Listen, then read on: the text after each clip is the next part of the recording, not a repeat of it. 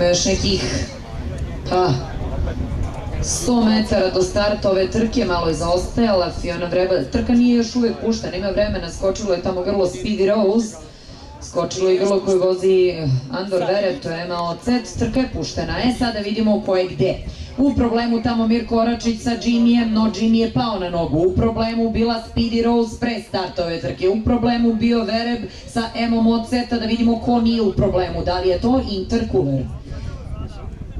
Speedy Rose muško, dobro. Trku vodi, ono bi trebalo da je Intercooler. Intercooler na drugoj poziciji je Pegas sa Stevanom Sičem seniorom. S polja bi se reklo po belom tršnjaku da kasa Svinga. A iza recimo Vlada Pribić na sulkama grla Lakijas.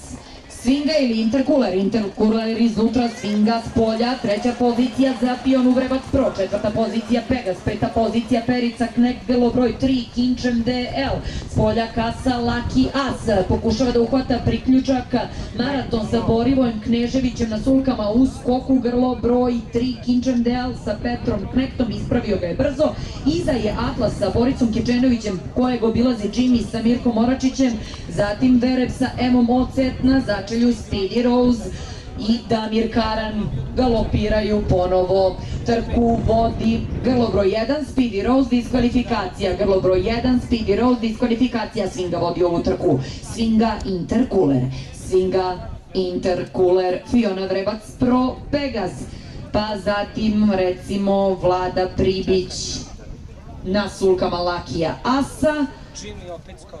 Upravo skok, dobro, obilaze ih Kinčem Del i Petar Knekt. Trku vodi Svinga.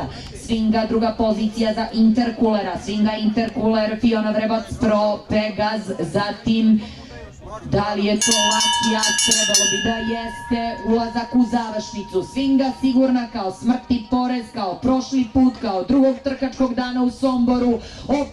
Opasna Svinga ide napred.